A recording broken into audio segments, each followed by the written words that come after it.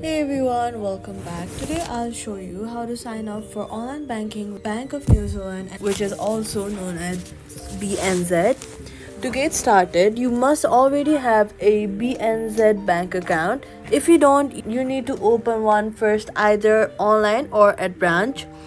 Once you have an account, go ahead and go to the official website and look for the option to register for internet banking.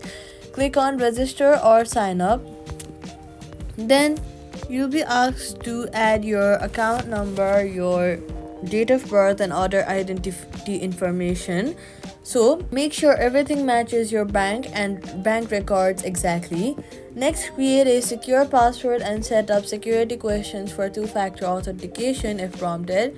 Then create a secure password and step up security questions or two-factor authentication if prompted. Follow the verification steps.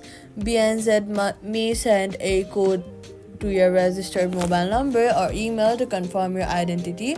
After successful registration, your online banking access will be activated and you can log in anytime.